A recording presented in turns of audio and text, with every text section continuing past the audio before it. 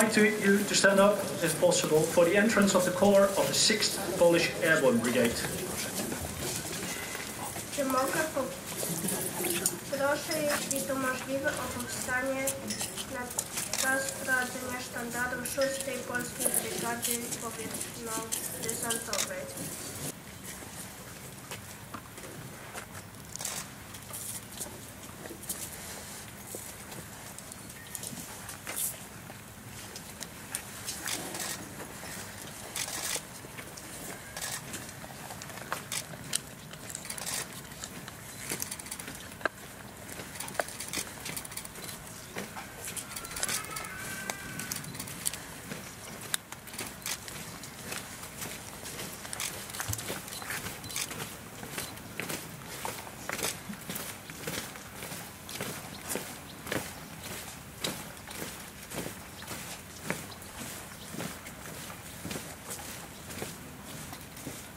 Baczność, w prawo, zwrot, za mną, marsz.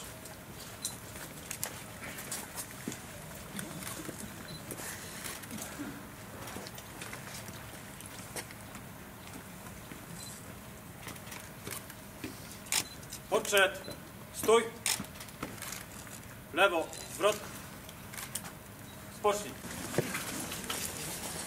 Geachte aanwezigen, dear attendees, een warm welkom namens de Stichting Driel Polen. A special welcome to your excellencies, Ministers of Defense Brekelmans, Lord Coker, State Secretary Ziontek, the ambassadors, especially Ms. Kasangana of the Republic of Poland and Mr. Rampling of the United Kingdom. King's Commissioner Big Boulders, Mayor Mrs. Hoiting-Raubos, and all other representatives and interested parties present. Please allow me to continue in Dutch. Deze 81ste herdenking zal de geschiedenis ingaan als weer een bijzondere herdenking. Het heeft lang geduurd voordat de Nederlandse staat de rol van de eerste onafhankelijke Poolse parachutistenbrigade heeft erkend als uitermate moedig en de eer heeft aangedaan die generaal Sosobowski en zijn mannen verdienen. Het is ons streven steeds geweest om ook het Verenigd Koninkrijk te vragen de geschiedenis van de brigade nog eens goed te bezien. Dit jaar mogen we hier in Driel het resultaat van zien. En vanaf vandaag is voor ieder die Driel bezoekt duidelijk dat eensgezindheid bestaat ten aanzien van de belangrijke rol van de Poolse parachutisten tijdens operatie Market Garden. Een bijzondere gebeurtenis, meer dan verdiend. Ik wil graag burgemeester van Overbetuwe vragen het woord tot u terecht. Dank u wel.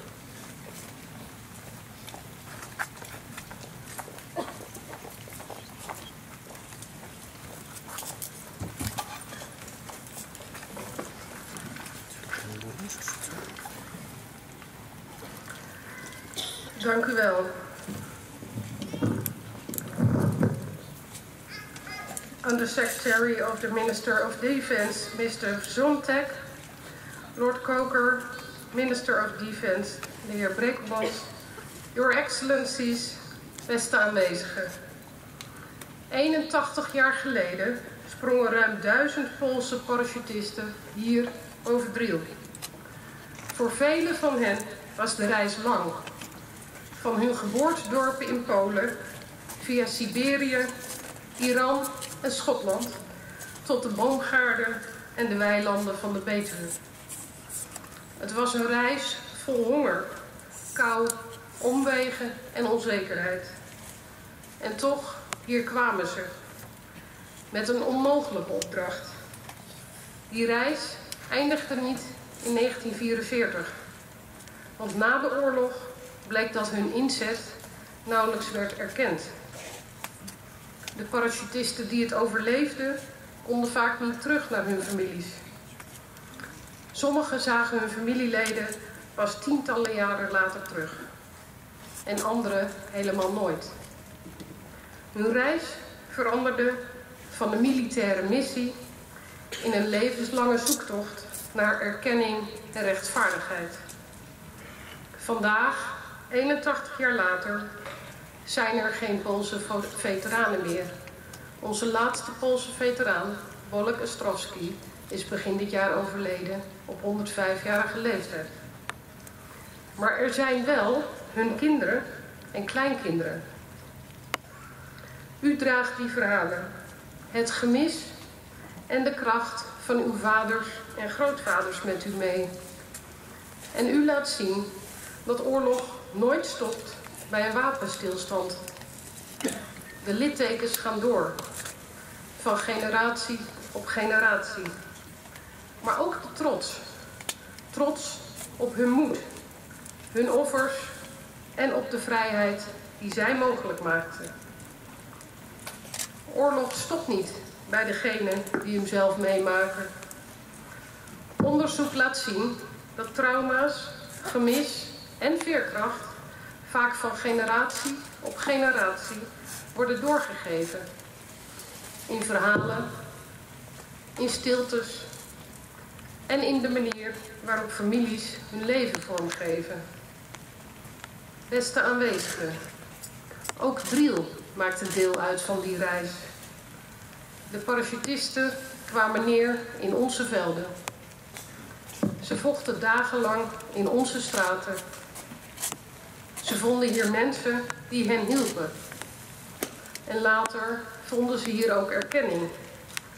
Want toen Poolse veteranen voor het eerst terugkeerden naar Driel, werden ze hier ontvangen met open armen. Er ontstonden vriendschappen, hulptransporten, gastgezinnen. De band tussen Polen en Driel werd sterker dan ooit. Een gezicht van die verbondenheid was Cora Baltussen. Zij zag de parachutisten landen, hielp gewonden verzorgen en liet hun lot nooit meer los. Haar levenslange inzet voor erkenning heeft de weg geplaveid naar dit moment vandaag. Die gastvrijheid en dat meeleven zijn niet alleen geschiedenis. Het is de manier waarop Driel en de gemeente Overbetuwe vandaag nog steeds in de wereld staan. Het is onze bijdrage aan de reis van vrijheid en verbondenheid die nooit ophoudt. Vandaag voegen we daar een nieuwe halte aan toe. De erkenning waar de Poolse parachutisten en hun families zo lang op hebben gewacht, krijgt hier en nu gestalte. Na een reis van 81 jaar. Vorig jaar hebben de 4 airborne burgemeesters op initiatief van de stichting Driel Polen en samen met onze partners in de airborne regio een brief gestuurd aan de Britse regering. Met daarin de oproep dat inzet voor vrijheid nooit verlies is. Inzet voor vrijheid is altijd winst. Vandaag wordt die overtuiging bevestigd. Dit moment leert ons ook iets over onszelf. Dat gerechtigheid soms tijd nodig heeft. Dat vrijheid nooit vanzelf spreekt. En dat erkenning, hoe laat ook, van onschatbare waarde is. Beste aanwezigen. De parachutisten van generaal Sosebowski lieten hun voetstappen achter hier in de Betuwse klei. Die voetstappen zijn niet verdwenen. We volgen ze in de herinneringen van Driel. In de verbondenheid tussen Polen, Groot-Brittannië en Nederland. En in de ogen van hun kinderen en kleinkinderen die hier vandaag ook aanwezig zijn. Hun reis begon 81 jaar geleden met een sprong boven Driel. Vandaag krijgt die reis met de erkenning van de Britse overheid een nieuwe bestemming. En daarmee ook een opdracht aan ons allen om die erfenis levend te houden. Laten wij die erfenis koesteren. Laten wij de verhalen blijven vertellen en doorleven. En laten wij samen in de geest van de Poolse parachutisten onze vrijheid elke dag opnieuw recht doen. Juist in deze tijd, meer dan ooit. Dziękuję. Dank u wel.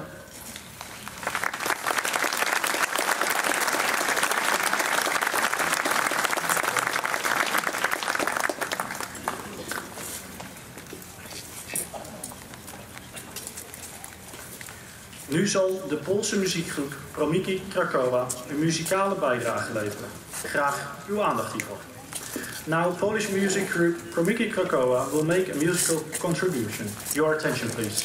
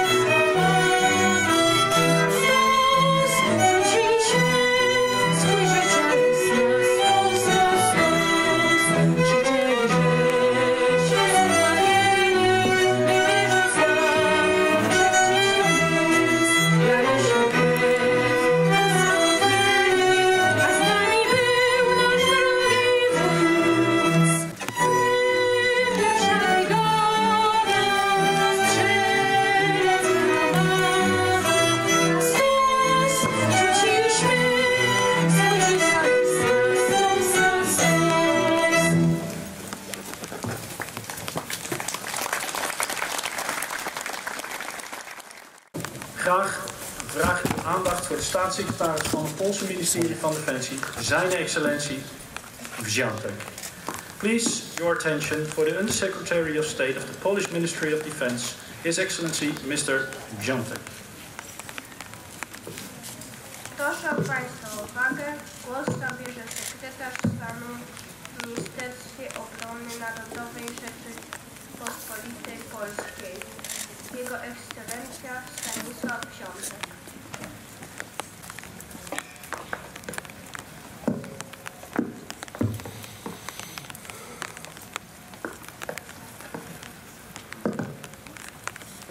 Pamięć to otwarte okno, przez które widzimy wszystko to i wszystkich tych, których mamy w sercach. Panowie ministrowie, ekscelencje, szanowna pani burmistrz, panowie generałowie, oficerowie, żołnierze, szanowni państwo. W naszych sercach i w naszej pamięci pozostaną bohaterowie walczący o wolność waszą i naszą. Są naszą dumą, określającą naszą tożsamość i potrzebę budowania świata wartości. Świata wolności, niepodległości i samostanowienia. To z takich bohaterskich czynów, jak te związane z operacją Market Garden, czerpiemy wzorce do budowania siły sojuszniczego działania. Ta operacja zajmuje wyjątkowe miejsce w dziejach II wojny światowej. To tu, na tej ziemi, wojska powietrzno-desantowe miały przyspieszyć zakończenie wojny. W operacji brała udział pierwsza w historii polskiej armii elitarna jednostka powietrzno-desantowa, pierwsza samodzielna brygada spadochronowa, którą dowodził brawurowo generał Stanisław Sosabowski. W walkach życie oddało 97 żołnierzy. zginęło 120, a 219 zostało rannych. Nie od razu jednak wszyscy docenili profesjonalizm, odwagę i rolę Polaków walczących w operacji Market Garden.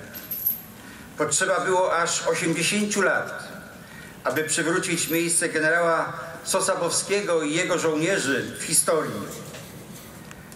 Zaangażowanie społeczeństwa, w tym zwłaszcza Kory Baltusen i jej spadkobierców, jest nieocenione. W tym miejscu chciałbym też szczególnie podziękować holenderskim władzom za działania podjęte w ostatnim czasie na rzecz uhonorowania osiągnięć walczących tu Polaków. Odsłaniana dziś tablica pamiątkowa, jest efektem wspólnych dążeń nie tylko nas tu obecnych, ale także tych, którzy już odeszli. Jednocześnie chciałbym też podziękować władzom Królestwa Niderlandów i mieszkańcom holenderskich miast za kultywowanie spuścizny żołnierzy polskich, pielęgnowanie ich etosu i opiekę nad miejscami upamiętniającymi ich wojenne czyny.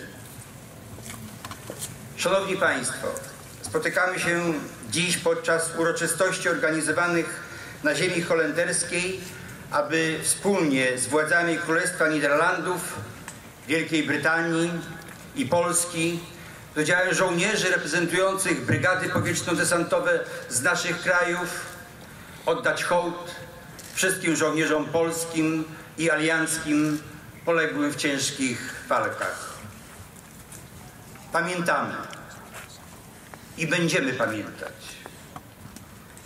Uroczystości przywołujące wydarzenia z naszej wspólnej historii przyczyniają się do wzmocnienia współpracy Rzeczypospolitej Polskiej i Królestwa Niderlandów oraz pogłębienia przyjaźni pomiędzy żołnierzami obydwu armii. Nie mogę tu nie przywołać ostatnich wydarzeń, które rozegrały się na polskim niebie, gdzie holenderskie F-35 pomogły odeprzeć atak rosyjskich dronów. Pierwszy raz w powojennej historii NATO zostało wystawione na próbę i zdało ten egzamin. Minister, thank you. Dziękuję za braterstwo krwi, za sojusznicze wsparcie i budowę zdolności do wspólnej obrony wartości wolności i niepodległości.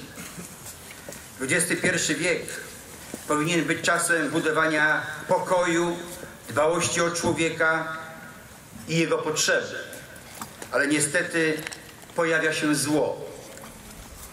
Zło stanowiące poważne zagrożenie dla bezpieczeństwa Europy i świata. Przy granicy Rzeczypospolitej Polskiej i całego NATO toczy się pełnoskalowa wojna. Dlatego musimy być silni. Silni swoimi wojskowymi zdolnościami, hartem ducha, ale także sojuszniczym współdziałaniem. Nie po to, żeby prowadzić wojnę, ale po to, żeby nikt, nigdy i nigdzie nie odważył się nas zaatakować. Dlatego dziękuję Wam, panowie ministrowie, dziękuję innym przedstawicielom sojuszników za gotowość do współpracy, ale także bardzo konkretne wydzielanie sił i środków do wspólnej realizacji operacji pod kryptonimem Wschodnia Straż. Razem jesteśmy silni. Razem jesteśmy bezpieczni.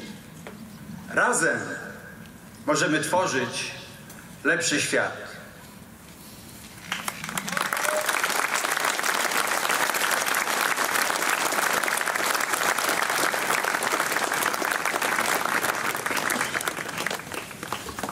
Graag vraag ik nu uw aandacht voor de minister van Defensie van Groot-Brittannië, zijn Lord Coker. Please, your attention for the Minister of Defence of the United Kingdom, His Excellency Lord Coker. Proszę Państwa o uwagę. Głos zabierze minister obrony Wielkiej Brytanii, Jego Ekscelencja Lord Coker. Ministers, Your Excellencies, distinguished guests. 1 year ago, I had the privilege of attending the 80th anniversary commemorations for Operation Market Garden here in the Netherlands. I'm so pleased to hear that the commemoration at Ginkle Heath this morning was as inspiring and meaningful as ever. It remains crucial that we continue to recognise and remember the heroism of all of our veterans. I've attended many memorial events marking 8 decades since the Allies pushed back Hitler's forces and secured victory over the Nazis in World War II. And I've learned a great deal about the heroes from many different nations who fought so bravely to achieve that final victory. But the Operation Market Garden anniversary last year was particularly important because it didn't just enrich my knowledge of this complex but ultimately unsuccessful operation. It made me realise that in the aftermath of the campaign, history had failed to honour the extraordinary efforts of Polish forces to liberate the Netherlands during that daring airborne operation in September 1944. In particular, the 1st Polish Independent Parachute Brigade, paratroopers under the command of Major General Sosabowski, who displayed guts and determination under incredibly difficult conditions. That's why in June this year, I was so proud of the United Kingdom, on behalf of the United Kingdom, to acknowledge the outstanding contribution of the 1st Independent Polish Parachute Brigade and Major General Sosabowski, and express our gratitude for their heroism by presenting a banner to their modern-day descendants, the 6th Polish Airborne Brigade. Today, we have another opportunity to reinforce that gratitude by unveiling this plaque. I also want to acknowledge those who campaigned for many years for this recognition, including the late Arnhem hero, Major Tony Hibbert, MBE, MC, and the late Cora Baltusen of Driel. The plaque is an enduring testimony to the pivotal role that Polish troops played during Operation Market Garden, and to the deep bonds that were forged with their British counterparts, and indeed with the people of the Netherlands. At a time when Europe's borders are being threatened once again, it is a permanent reminder of our 3 countries' shared values. Russia's actions are reckless, unprecedented, and dangerous. The UK fully supports NATO's efforts to bolster the eastern flank. This is not just a show of strength. It is vital in deterring aggression, securing NATO airspace, and protecting our collective security. Just as we stand with Ukraine, we will continue to stand with our NATO allies, including the Netherlands and Poland, who are here today in the face of that Russian aggression. We remain determined to stand together, shoulder to shoulder, to protect those values, just as we did together 81 years ago. It is an honour to be here on behalf of the United Kingdom Government and to send a resounding message to all of our Polish friends. The service and courage of your armed forces during the dark days of September 1944 will never be forgotten. May their valour, their sacrifice and their gallantry continue to inspire us all today, as I know that they will. Thank you very much indeed.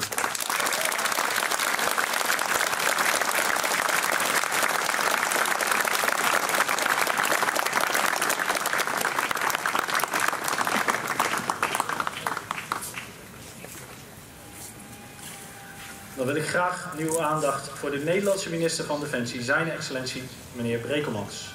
Please your attention for the Dutch Minister of Defense, His Excellency Mr. Brekelmans. Proszę Państwa o uwagę. Głos zabierze minister obrony Królestwa Niderlandów, Jego Excellencja pan Brekelmans. Geachte aanwezigen, excellencies, Lord Koker, and the Secretary Jacek.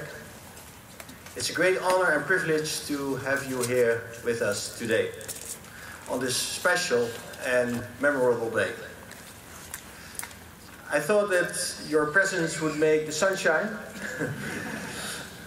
but I think it's dry now, and it's extremely important that we are here today together. Please allow me to continue my speech in Dutch. De Poolse generaal Soskabowski vertelt in zijn memoires beeldend over het moment dat hij sprong boven Driel.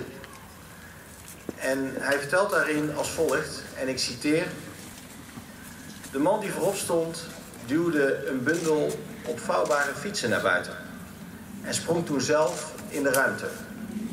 Nummer 2, 3, 4 en de anderen volgden.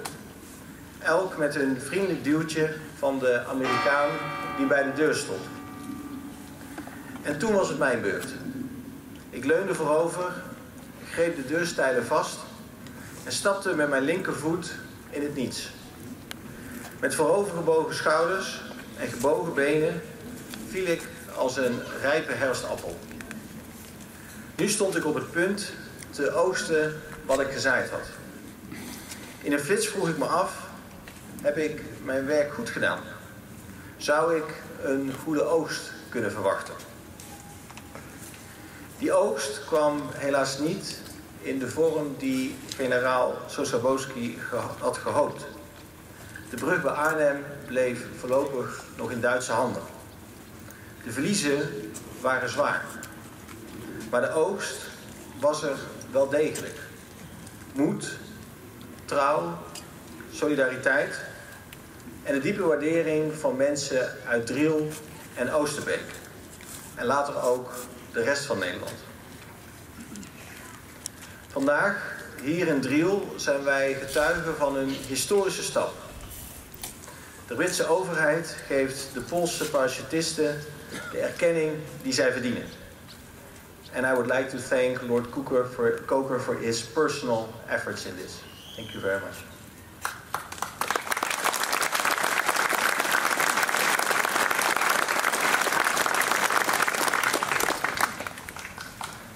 Daarmee wordt recht gedaan aan de mannen die hier sprongen op zondag 21 september 1944. Nederland zette in 2006 een belangrijke stap. Koningin Beatrix reikte toen de militaire Willemsorde uit aan de Poolse brigade. En postuum de bronzen leeuw aan generaal Soskabowski. Daarmee werd een fout uit het verleden hersteld. Want inzet voor vrijheid verdient altijd erkenning. Ook Britse veteranen hebben die erkenning altijd gegeven. Uit eigen beweging financierden zij een monument en plaquet op het Polenplein, hier in Driel. Zij wisten, de komst van de Polen gaf ons hoop. Zij zagen in dat de inzet van de Poolse brigade vele levens redden. En nu, formele erkenning, maakt dit verhaal rond. En het laat zien dat erkenning meer is dan een onderscheiding of alleen een ceremonie. Erkenning betekent waardering. Erkenning betekent de aandacht die het verdient. En erkenning is ook motivatie. Een motivatie die doorwerkt in volgende generaties. De geschiedenis van Driel verbindt Polen en Nederland voorgoed. Het is een band die decennia lang ontzettend hecht is. En die band is vandaag belangrijker dan ooit. Nederlandse F-35's beschermen samen met Polen het Poolse luchtruim en de oostflank van de NAVO. En over enkele maanden gaan petitsystemen en andere luchtverdediging met 300 Nederlandse militairen naar Polen. Onlangs hebben we gezien hoe Nederlandse F-35's Russische drones boven Polen hebben neergehaald. En gisteren zagen we weer in Estland dat Russische vliegtuigen het NAVO-luchtruim schenden. Dit laat één ding heel duidelijk zien, namelijk dat de dreiging reëel is. Rusland laat zich keer op keer zien als agressor, neemt onverantwoorde risico's met de NAVO en begaat dagelijks vreselijke oorlogsmisdaden in Oekraïne. Oekraïne heeft dan ook het volste recht om zich daartegen te verdedigen en wij hebben de plicht om hen daar volop in te blijven steunen. Samen met onze bondgenoten, met het Verenigd Koninkrijk, met Polen en met andere bondgenoten binnen de NAVO en samen met Oekraïne houden we de Russische dreiging zo ver mogelijk van ons vandaan. En daarbij moeten we onszelf steeds opnieuw diezelfde vraag stellen. Die generaal Sosabowski zich hier in Driel, vlak voordat hij sprong, ook stelde. Hebben wij ons werk goed gedaan? Doen wij met z'n allen genoeg? Dat is de vraag die iedere NAVO-bondgenoot zich elke dag opnieuw moet blijven stellen. Doen we genoeg om Oekraïne te helpen? Doen we genoeg om elkaar te beschermen? En doen we genoeg om vrijheid en veiligheid die wij hebben gekregen van de bevrijders uit de Tweede Wereldoorlog, om die ook voor volgende generaties te waarborgen? De mannen die hier in 1944 sprongen, gaven het antwoord op die vraag niet in woorden, maar in daden. Zij wisten wat opoffering betekende. Zij streden niet alleen voor hun eigen vaderland, maar ook voor de vrijheid van mensen die zij niet persoonlijk kenden. En vandaag moeten wij als NAVO-bondgenoten bereid zijn om hetzelfde te doen.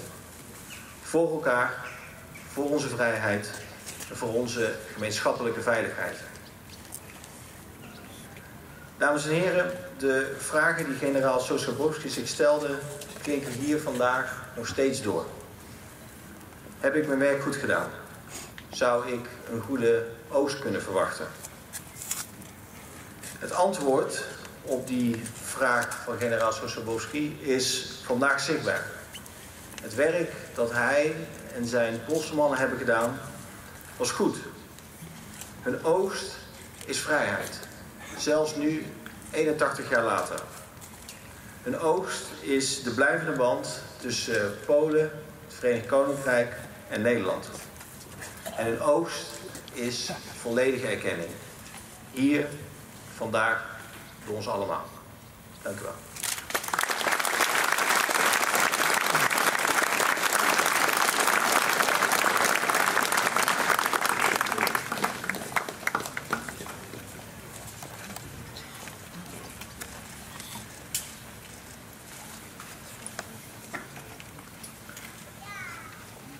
Dan zal er nu overgegaan worden tot het gezamenlijk onthullen van een nieuwe plaquette op ons monument.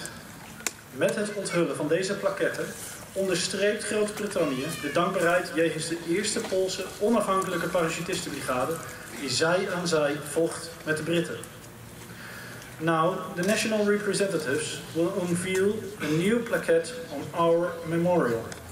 This plaquette emphasizes the gratitude of the United Kingdom towards the first independent Polish parachute brigade who fought shoulder to shoulder with British soldiers.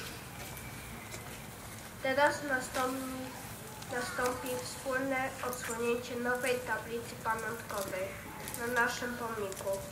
Odsłonięcie tej tablicy jest wyrazem wdzięczności Wielkiej Brytanii wobec Polski, wobec pierwszej polskiej niezależnej brygady spadochronowej, która walczyła ramię w ramię z brytyjskimi żołnierzami.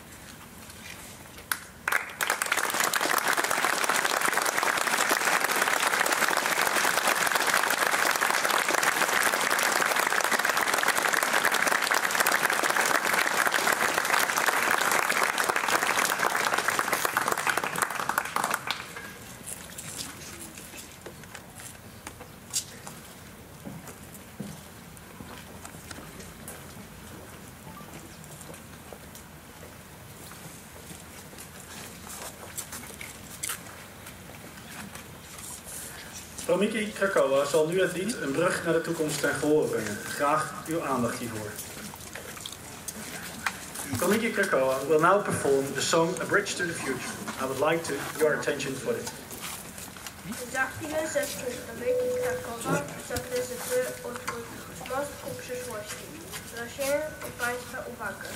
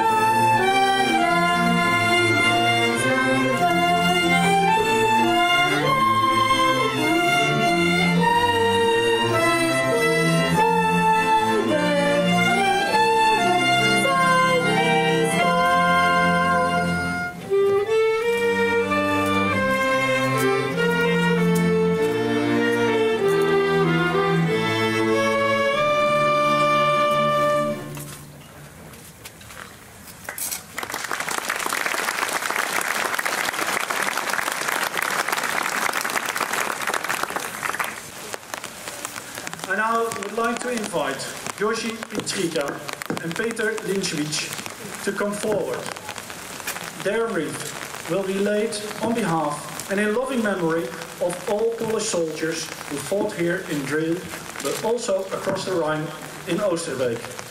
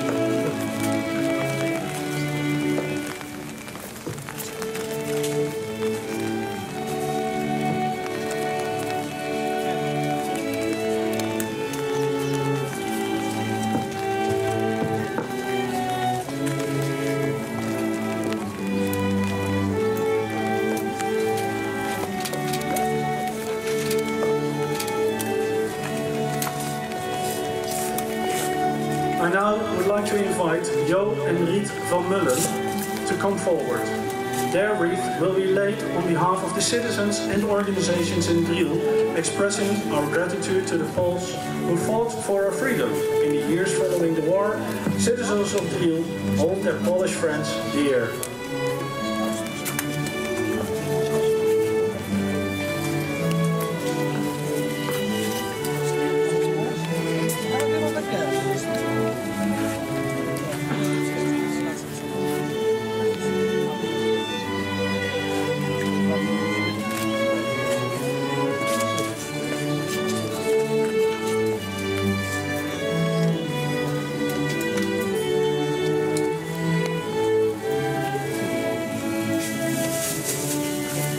Now, I would like to invite His Excellency Mr. Jantek and Her Excellency Mrs. Kazangana to come forward.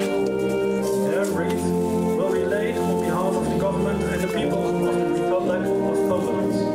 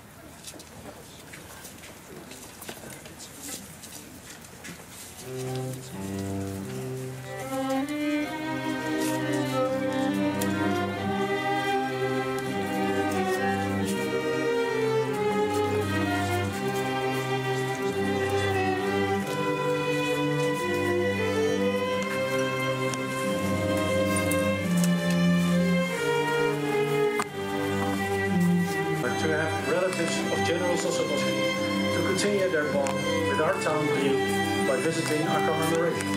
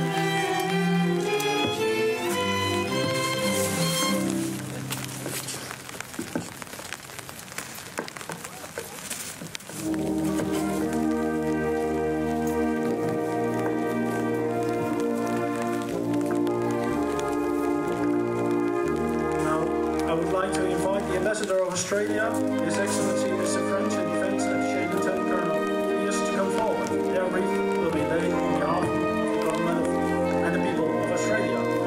And I also would like to invite Defence Attaché of Germany, Colonel Eden, to come forward.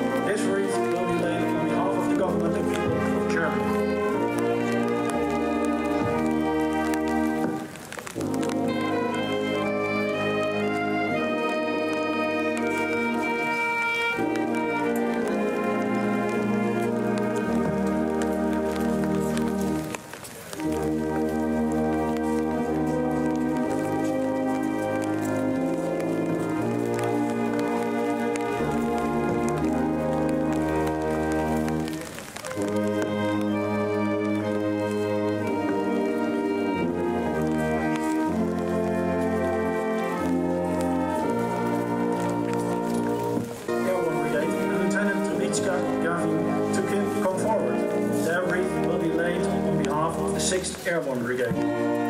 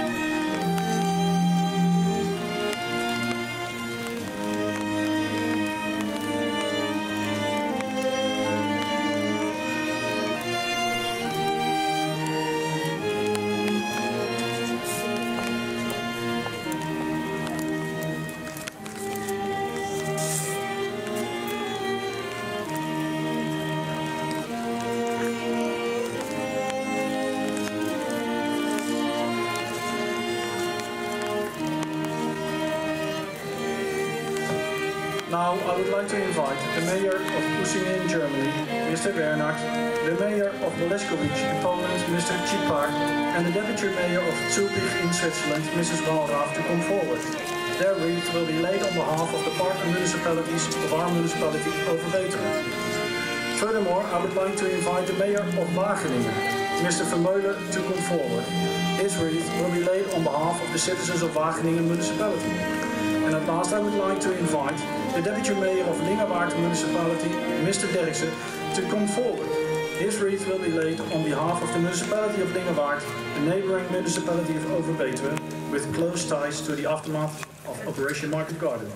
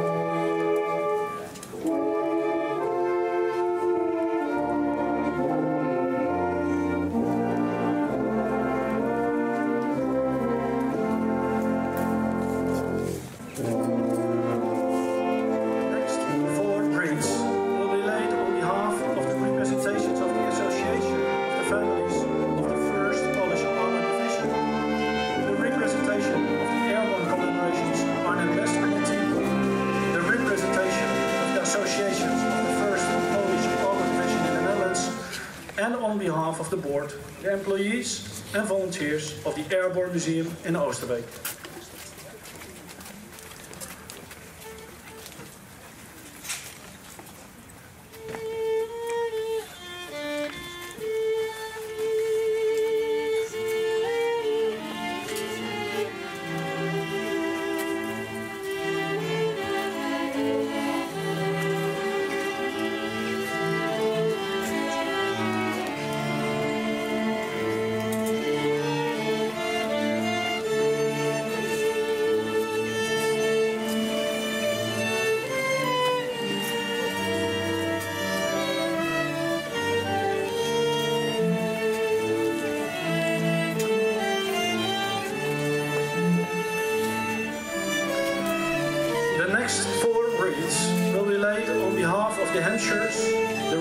Of the Veterans Association of Overbetuwe Municipality, the representation of the Oorlogsgravenstichting in the Netherlands, and on behalf of the representation of the item 1944-1945 Foundation.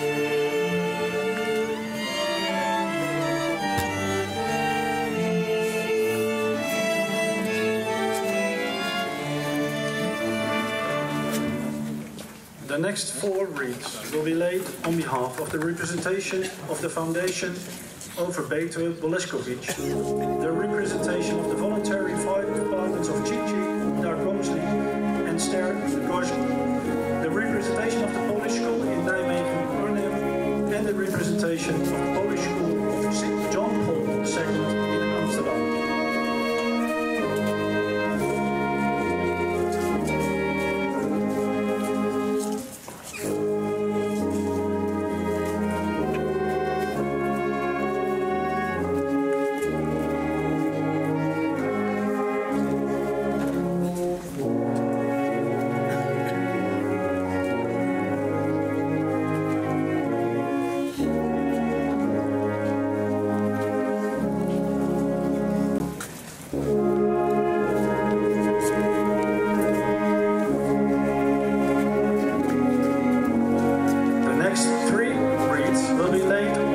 Representation of 64 Scout Troop from Krzemień in Poland, the representation of the Forum of Polish Schools in the Netherlands, and on behalf of the representation of the Polish-Dutch Cultural Society.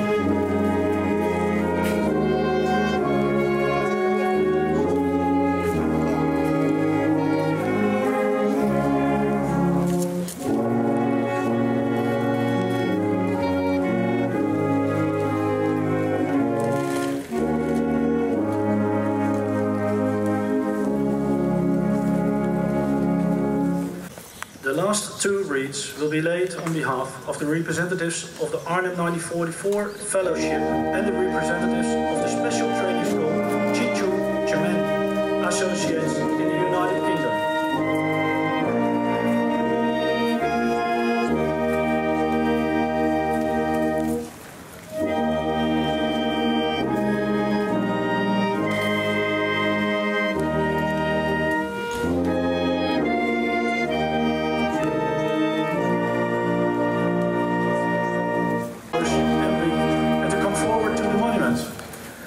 They will lay their flowers as a tribute from the youth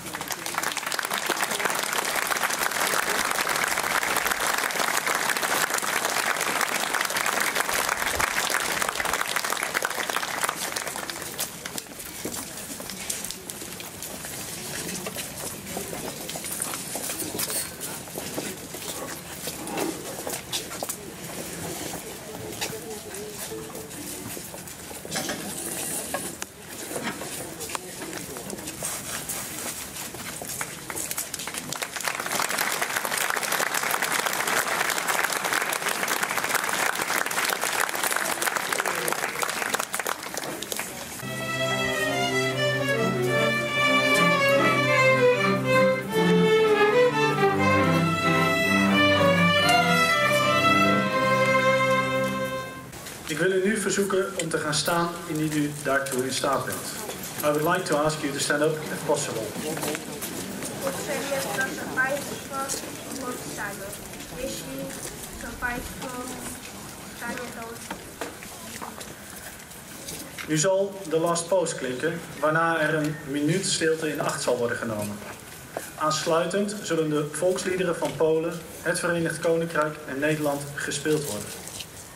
Within a minute, the last post will sound subsequently followed by 1 minute of silence. Thereafter, the national anthems of Poland, the United Kingdom and the Netherlands will be played. za chwilę zabrzmi utwór Last Post, po którym nastąpi minuta ciszy. Następnie zostaną odegrane hymny narodowe Polski, Wielkiej Brytanii i Niderlandów.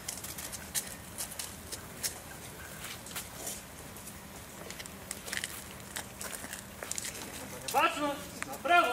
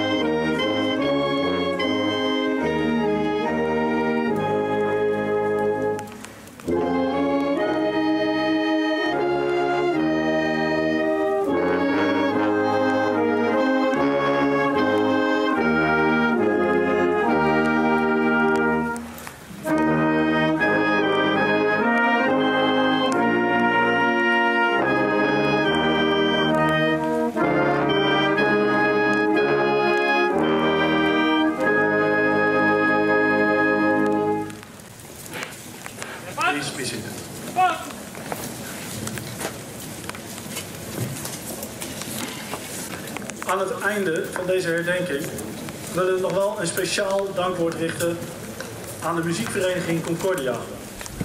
Al 80 jaar ondersteunen zij muzikaal onze herdenking in weer en in wind. Wij zijn hen ontzettend dankbaar voor deze jarenlange verbintenis. At this moment, we would like to emphasize our gratitude to Concordia Orchestra, who support our commemoration for 80 years already, in whatever weather condition.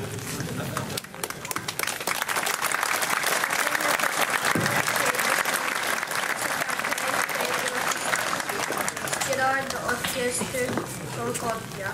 Już od 80 lat uroczystości wspierają nas muzyczne podczas obchodów. Jesteśmy im ogromnie wdzięczni za tę wieloletnią współpracę i zaangażowanie. Proszę wszystkich pozostałych gości o złożenie kwiatów i wieńców podczas defilady pod koniec uroczystości. Ik wil u nu hartelijk bedanken voor uw aanwezigheid. Herstel. Ik wil u vragen om te gaan staan, zodat het vaandel van de 6e parachutistenbrigade het plein kan verlaten. Ladies and gentlemen, I would like to ask you to stand up in order to make sure that the color guard can leave the square.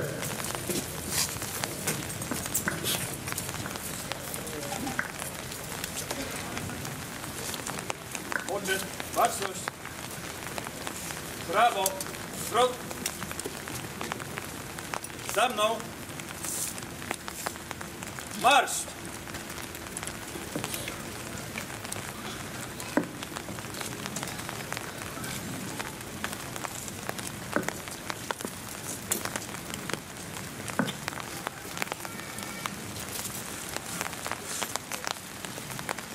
Podszedł, stój! Lewo, zwrot, poszedł. Panie Baczno, prawo, zwrot. Za mną, marsz!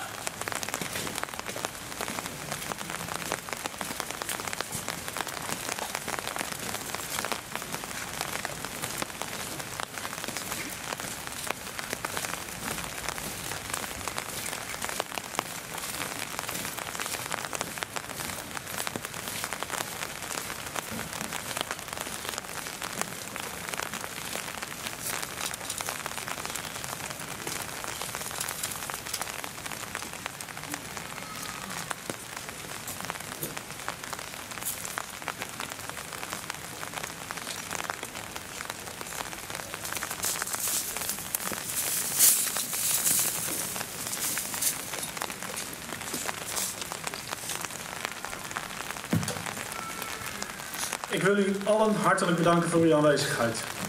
Ik wil nu eerst de genodigden uitnodigen voor het défilé langs beide monumenten en vervolgens voor een receptie in de Oldenburg even verderop. Ik wil u uitnodigen om daarna aan te sluiten bij het défilé. Ook u bent vervolgens van harte uitgenodigd voor deze receptie, aangeboden door de gemeente Overbetuwe. I would like to express appreciation for your attendance here during our commemoration. I would now like to invite the guests to open the parade past both monuments and the reception in the Oldenburg offered to you by the Overbetuwe municipality. Serdecznie dziękuję Państwu za obecność.